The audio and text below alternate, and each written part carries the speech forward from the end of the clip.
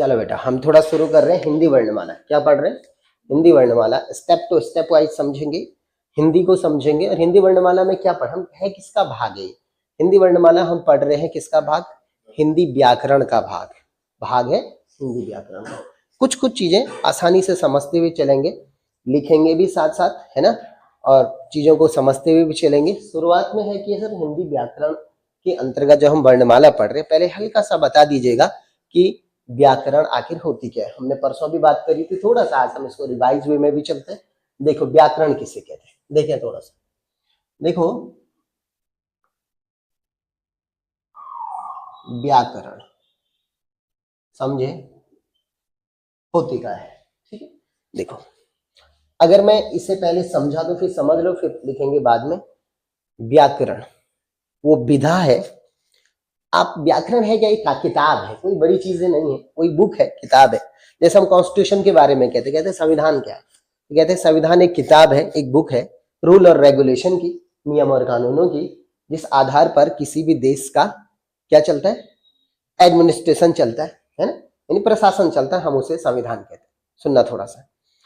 उसी तरह हिंदी में भी व्याकरण क्या है? व्याकरण में एक किताब है, समझ लो। कई लोगों लिखा होता है कि आप व्याकरण एक विधा है, किस चीज की है? वो भी है रूल और रेगुलेशन। तो व्याकरण वो विधा है जिस आधार पर किसी भी भाषा का, सुनना थोड़ा, व्याकरण वो विधा है जिस आधार पर किसी भी भाषा का, सुनना, किसी भी भाषा का क्या किया जाए? शुद्ध उच्चारण। पहले बोलोगे ना, शुद्ध उच्चारण। दूसरा क्या? शुद्ध लेखन। दूसरा शुद्ध लेखन। और तीसरा क्या? शुद्ध प्रयोग। व्याकरण वो विधा है जिस आधार पर या जिसके द्वारा हम किसी भी भाषा का शुद्ध उच्चारण, उच्चारण को इंग्लिश में प्रोनाउंसिएशन, शुद्ध लेखन यानी राइटिंग, और शुद्ध प्रयोग यानी प्योरली यूज आप इसे बोल सकते हैं, इन तीनों को जिस आधार पर किया जाता है हम उसे क्या कहते हैं? व्याकरण। समझ में आई बात? कंफर्म? क्या है वो, विधा है या बुक है? आप कोई बड़ी चीज नहीं है, सामान्य सी बात। ठीक, आगे बढ़े। अब पॉइंट ये कि सर व्याकरण को तो आपने समझा दिया कि व्याकरण किसे कहा जाता है, लेकिन अब जरा वर्णमाला की तरफ आइए। वर्णमाला पर आने से पहले थोड़ा थोड़ा चीजों को समझते हैं। देखो व्याकरण के 3 अंग होते हैं, ऑर्गन आप इसे समझ सकते हैं। व्याकरण के कितने अंग होते हैं? 3 अंग होते हैं, ठीक है। एक एक बात को समझना। सबसे पहला ऑर्गन होता है व्याकरण का, वो है वर्ण। क्या होता है? वर्ण। सुनना। दूसरा व्याकरण का अंग होता है शब्द। क्या होता है? शब्द दूसरा अंग होता है। और तीसरा व्याकरण का अंग होता है वाक्य। अगर कोई तुमसे पूछे कि व्याकरण के कितने अंग होते हैं, तो आपका उत्तर क्या होना चाहिए कि व्याकरण के सर 3 अंग होते हैं। नंबर 1 होता है वर्ण, नंबर 2 होता है शब्द, और नंबर तीसरा होता है वाक्य। क्या मेरी बात समझ में आई? समझ रहे? यानी व्याकरण में वर्ण सबसे छोटी यूनिट होती है, व्याकरण की सबसे छोटी इकाई अगर कोई तुमसे पूछे तो क्या होती है? वर्ण, उसके बाद शब्द, उसके बाद वाक्य। 3 बातें समझ में आ रही? एक एक बात को समझ रहे। वर्णों से मिलाकर क्या बनते हैं और शब्दों को मिलाकर क्या बनते हैं? दोबारा बोलो, वर्णों को मिलाकर क्या बनते हैं और शब्दों को मिलाकर और वाक्यों को मिलाकर तो फिर बड़े बड़े गद्यांश और बड़े बड़े महाकाव्य लिखे जाते हैं, है या नहीं? समझना। सर वर्ण किससे कहा जाता है? वर्ण को हिंदी वर्णमाला में, देखो बहुत कुछ नहीं कि मैं बिल्कुल इसका डीएनए करवा दूं बहुत ज्यादा कि ऑपरेशन कर दें हम, नहीं। आसान चीजों को बहुत शानदार तरीके से समझे। ऐसा नहीं है कि आज से पहले तुमने हिंदी नहीं पढ़ी होगी, लेकिन थोड़ा दूसरे तरीके से इसको पढ़ने की कोशिश करें, ठीक। देखो वर्ण किसे कहते हैं? वर्णों को हम अगर देखें तो इन्हीं को ही हम अक्षर भी कहा जाता है। क्या कहा जाता है? अक्षर। वर्ण को हम अक्षर भी कहते हैं। अमने नहीं, क्षर मने नष्ट होना, क्षरित होना, जिसको हम नष्ट नहीं कर सकते, वो हमेशा रहेगा, उसे हम वर्ण कहते हैं। जब तक भाषा वर्ण जरूर है, ठीक है। अब वर्ण कौन है सर? वर्ण आप जानते हैं, वर्णमाला में अ से लेकर के और अक्षर त्र ज्ञ स्र तक का प्रत्येक अक्षर क्या कहलाता है? वर्ण कहलाता है। दोबारा बोलो, वर्णमाला में अ से लेके और अक्षर त्र ज्ञ स्र तक का प्रत्येक अक्षर क्या कहलाता है बाबू? वर्ण कहलाता है, ठीक है। कंफर्म? समझ में आए? अब वर्णों को मिला के क्या बना? शब्द से मिला करके वाक्य बने। ठीक, पहले इन तीनों से रिलेटेड कुछ क्वेश्चन करते हैं, फिर हम वर्णमाला पर आते हैं, एक एक सिस्टमेटिक को समझे।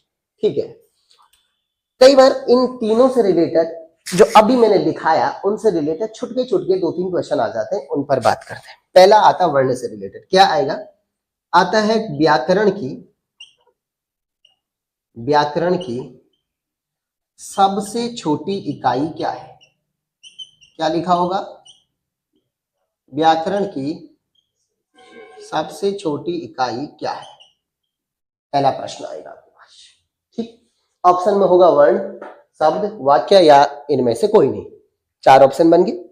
ठीक है, पूछेगा आपसे व्याकरण की सबसे, अभी पूछा मैंने, व्याकरण की सबसे छोटी इकाई क्या होती है, वर्ण। आपका उत्तर क्या होना चाहिए, आपका उत्तर होगा वर्ण। उन्होंने कहा ठीक है सर, ये बात तो हमको समझ में आ गई। दूसरा बात, अभी लिखो मत बाबू, तुम्हें हम नोट्स प्रोवाइड कर देंगे, सुन लो बस।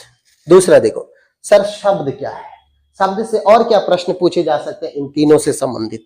दूसरा प्रश्न, अर्थ के आधार पर, देखना थोड़ा सा क्या लिखा हुआ है, अर्थ के आधार पर व्याकरण की सबसे छोटी इकाई क्या है। ठीक है, क्या लिखा होगा, किसके आधार पर, अर्थ, यानी at the basis of meanings, smallest unit of grammar, Hindi में, हिंदी ग्रामर की सबसे छोटी यूनिट क्या। अब आप सोच, सर यूनिट का मतलब क्या होता है, जैसे आप डिस्टेंस को किलोमीटर या मीटर में मापते हैं या सेंटीमीटर में, है या नहीं, उसी तरह भाषा की सबसे छोटी मेजरमेंट करने की, मापने की इकाई है जिसे आप कह रहे हैं कि अर्थ के आधार पर। इससे ऊपर ना आपने अर्थ बोला ना कुछ बोला, आपने सामान्य कहा व्याकरण की सबसे छोटी इकाई क्या है या नहीं। तो आपने कहा ठीक है सर वर्ण, क्योंकि बाबू वर्ण का कोई भी अर्थ नहीं होता है या नहीं, तो यानी वर्ण तो नहीं हो सकता है। अब ये दो हो सकते हैं, शब्द और वाक्य।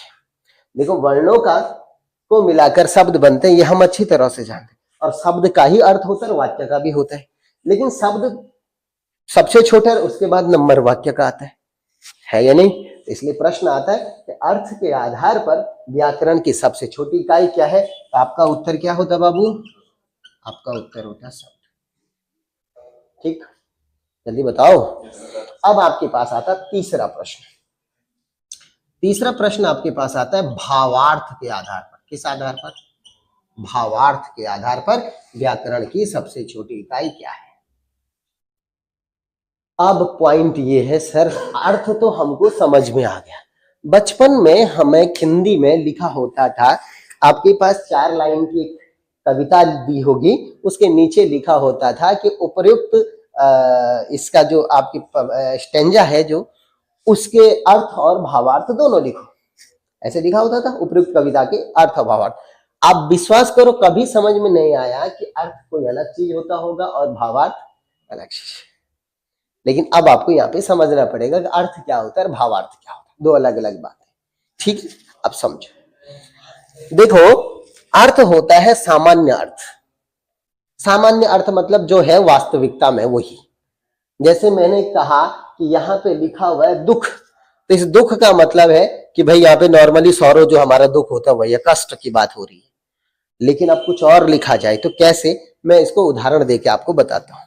हमने एक आध दिन पहले भी बात की, मेरे बड़े पसंदीदा कवि हैं हिंदी में, उनका नाम है कबीरदास। क्या नाम है, कबीरदास जी। कबीरदास जी ने एक दोहा लिखा, और उनका दोहा आप देखें तो क्या लिखा हुआ, उन्होंने लिखा हुआ है कि चलती चाकी देखकर दिया कबीरा रोई। समझना क्या लिखा हुआ, चलती चाकी देखकर दिया कबीरा रोई, द्विपाटन के बीच में साबुत बचा न कोई। चक्की सबने देखी है, गांव में घराट होते हैं पानी के, इधर चक्की होती है, इधर भी घराट होते हैं, इधर भी तो है घराट, उधर की तरफ नहर के अगल बगल घराट। अब उस घराट में आपने देखा होगा 2 चक्की के पार्ट होते हैं, एक नीचे का स्थिर पार्ट होता है, एक ऊपर जो घूमता है, वो दो पार्ट होते हैं ना।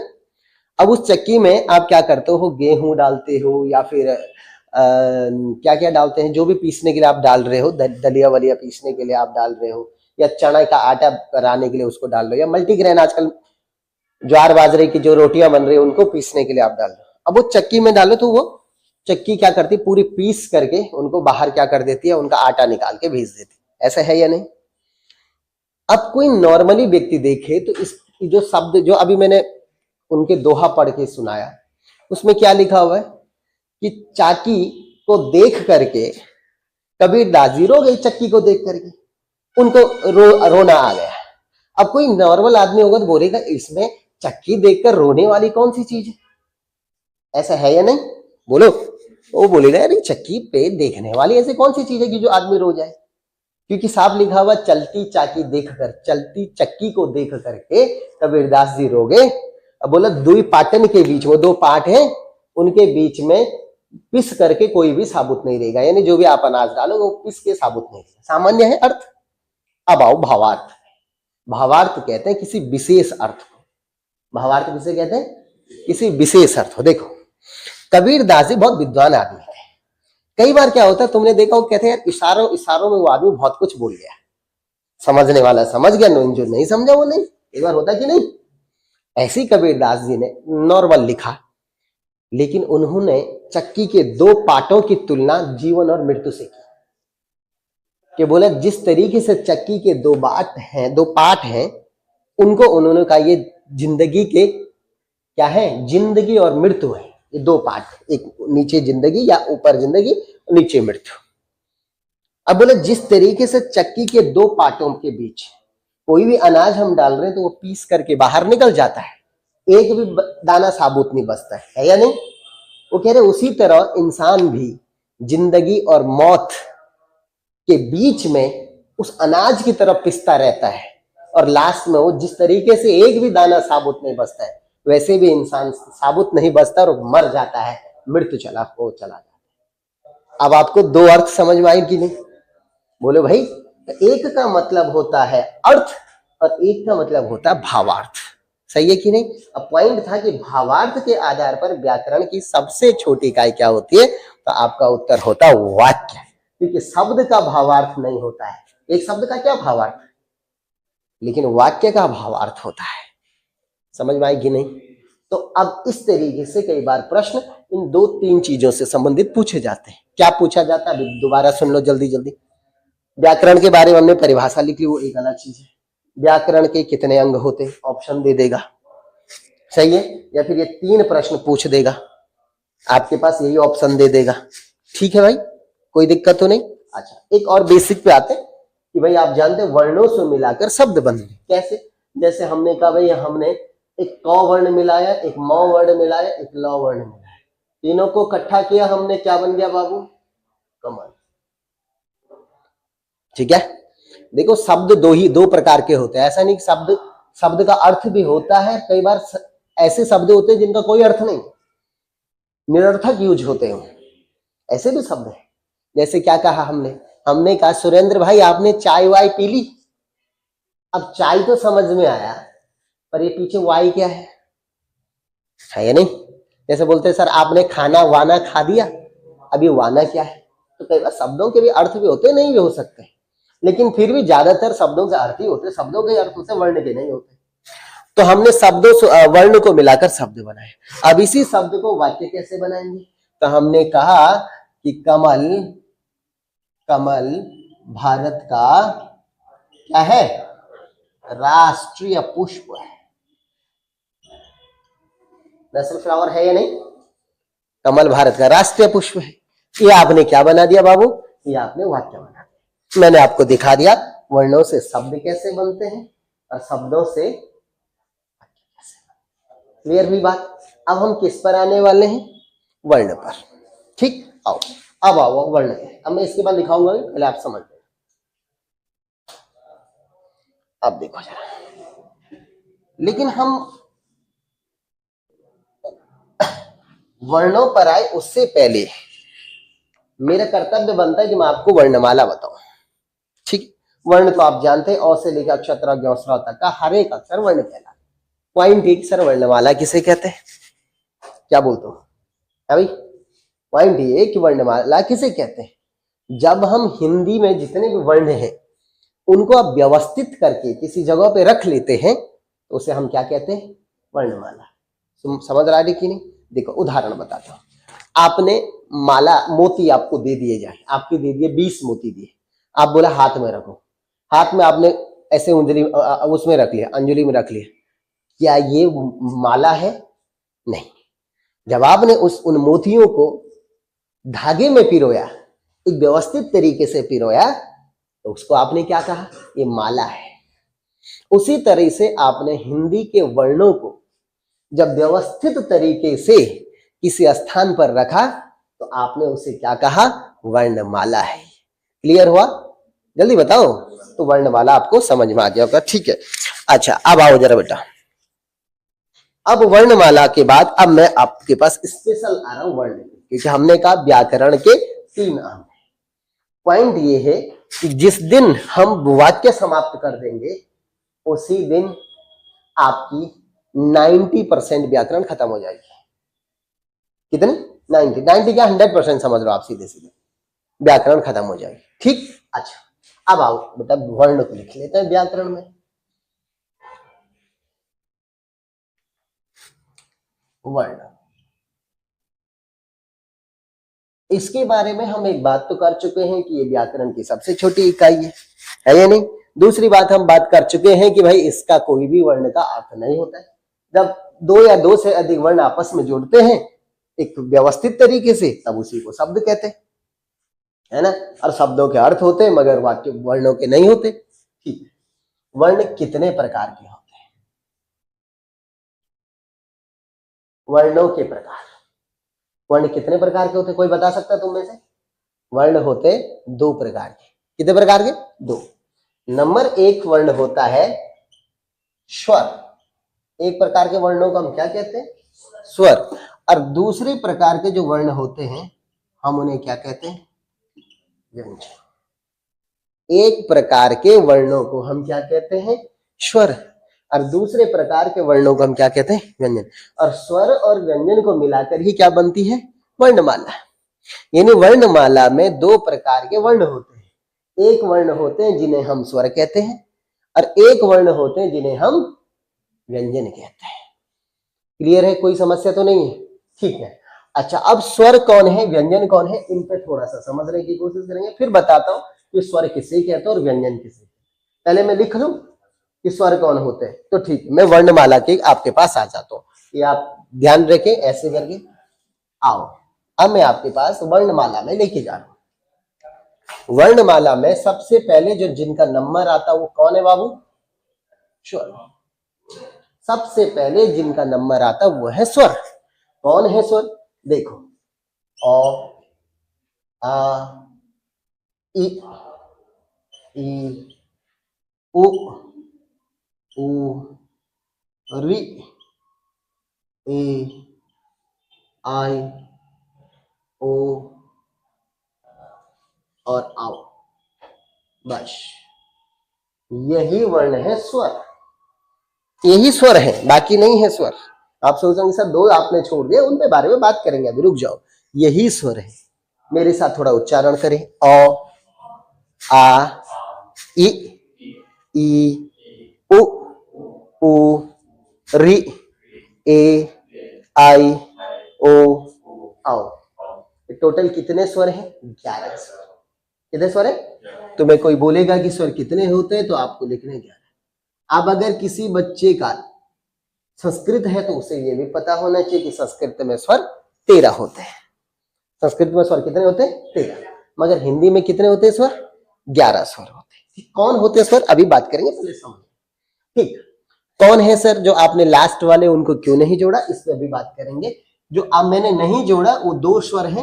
नंबर 1 स्वर है अंग, अभी नहीं स्वर नहीं बोलेंगे, और दूसरे हैं अह। ये 2 वर्ण मैंने नहीं जोड़े। ये नहीं जोड़े ना, इनके लिए आप एक नाम देते हैं और वो है अयोगवाह। क्या है? अयोगवाह। अभी अयोगवाह कौन होते हैं तो हम लास्ट में बात करेंगे, अभी नहीं, जब वर्णमाला खत्म होने वाली होगी उस दौर में, या जब मैं स्वर खत्म करा दूंगा उस दौर में, लास्ट में कर रहा हूं। पहले आप इन 11 क्वेश्चन। कोई तुमसे पूछेगा स्वर कितने होते हैं, आप क्या उत्तर दोगे? 11 स्वर होते हैं। 13 तो गलती से भी नहीं करना है, क्योंकि मैंने कहा ये इन दोनों को, ये अंग और अह को स्वर में शामिल नहीं करते हैं। क्लियर? कंफर्म? ठीक है। दूसरी चीज, एक लाइन एक चीज आप देख रहे होंगे कि सर सब लोग ऐसा लग रहा है अ आ एक जैसे हैं, ई एक जैसे है ना, मतलब छोटी बड़ी मात्रा हो सकती है पर ये एक जैसे, ओ ए जैसे, ए आई एक जैसे, ओ आओ एक जैसे। आप ये मुझे बताओ, ये बंदा जो है, जो ये वर्ण है, ये सिंगल क्यों है, अकेला क्यों है? बाकी सब जोड़े में है, लेकिन ये बेचारा अकेला क्यों है? अब ये मत सोचिए अविवाहित विवाहित का खेल है, ऐसा नहीं है। ये अकेला इसलिए है, कोई बता सकता है ऐसा क्यों है आप? क्योंकि इसके साथ वाला संस्कृत में है। इसे आप छोटी री या लघु री कहते हैं। क्या कहते हैं? छोटी री या लघु री। इससे हिंदी में ऋषि बनता है, ऋतु बनता है, ऐसा है या नहीं? लेकिन इसके साथ वाला संस्कृत में है, अब उसे आप कहते हैं दीर्घ री। क्या कहते हैं? ऐसा, ये दीर्घ री ऐसा होता है। अब आपके दिमाग में प्रश्न आएगा कि सर एक बात बताओ, ये हिंदी में क्यों नहीं है? क्योंकि बाकी तो सारे हैं ना, ये हिंदी में क्यों नहीं है? ये हिंदी में इसलिए नहीं है क्योंकि इस वर्ण से बना हिंदी में एक भी शब्द नहीं है। क्या कहा मैंने? इस वर्ण से बना हिंदी में एक भी शब्द नहीं है। और जब इससे बना कोई शब्द ही नहीं तो इसका खाली रख के क्या करना है? इसलिए हमने इस वर्ण को कहा भाई तो संस्कृत में ही रहे, क्योंकि आप जानते हैं हिंदी वर्णमाला टोटल किससे बनी है? संस्कृत से। ऐसा है या नहीं? तो हमने कहा भैया ऐसा करो, तुम उधर ही रहो। अब कितने आई टोटल वर्ण? 11 वर्ण। आपको समझ में आ गया? ये स्वर है। पॉइंट ही सर थोड़ा बता दो स्वर कौन होते हैं, फिर हम स्पेशल स्वरों पर आएंगे, पहले थोड़ा समझ लेते हल्का फुल्का। देखो आप जानते हैं, आपने कभी बांसुरी बजाई? बांसुरी बजाई? फ्लूट बोलते हैं जिसे इंग्लिश में। ऐसे वाली भी होती है, ऐसे वाली भी होती है, कोई बात नहीं। अब ऐसे वाले बच्चे भी ज्यादातर बजाते हैं, तो क्या करना पड़ता है? फूंक मारना पड़ता है। यहाँ पे एक शुरुआत में एक छेद होता है जिसपे एक अजीब से कुछ डाला हुआ रहता है और उससे आवाज आती है। अंदर से फेफड़ों ने बाहर जो हवा फेंकी वो हमने ये उसी तरह फेफड़ों ने फेंकी। यहाँ पर वोकल कॉर्ड है, जो अजीब सा नहीं होता बांसुरी में, उसी तरह यहाँ है वोकल कॉर्ड, वही यूज करता है, वही प्रयोग है उसका। अब वोकल कॉर्ड है वहां, उससे आवाज आती है। फिर जब आवाज बाहर आती है तो किससे क्या क्या होता है? सबसे इंपॉर्टेंट है जीभ, फिर उसके बाद दांत, यानी दांतों के बाद जो है तालु। तालु कौन है? दांतों के ऊपर डिजाइन बनेंगे, उसे आप तालु कहेंगे। हमारा गला तो है ही, इंपॉर्टेंट है गला। तो ये 4-5 चीजें मिल करके ही हम जो बोल रहे हैं, जितना भी प्रयोग कर रहे हैं, ये सब इनकी वजह से हो रहा है। समझ रहे हो कि नहीं? जैसे आप चौ बोलोगे तो चौ बोलते हुए जीभ ऊपर तालु पर लगती है। चरखा बोलो, चरखा, च, जीभ तालु पे लग रही। अब टॉ बोलोगे तो जीभ मुड़ जाती है। बोलो ट ठ ड ढ, ऊपर हल्को टच होते हुए जीभ मुड़ जाएगी, है या नहीं? पौ बोलते हुए ओंठों का प्रयोग होगा। देख रहे हो आप क्या? लेकिन एक चीज आप देखोगे कि जितने भी व्यंजन है ना, उनके उच्चारण में जब हम उनको उच्चारित करते हैं तो जीभ अंदर से आने वाली हवा को अलग अलग तरीकों से रोकेगी। अभी आप तालू पे जीभ लगा लोगे तो हवा बाहर आने में दिक्कत होगी कि नहीं? बोलो। अगर आप ओंठ बंद कर लेते हो तो ओंठों को बंद करने में भी हवा मुश्किल, जब खुलेगा तभी हवा बाहर आएगी। अब बोलो प फ ब भ म, बोलो। मुंह पूरा बंद हो रहा है कि नहीं? बोलो भाई।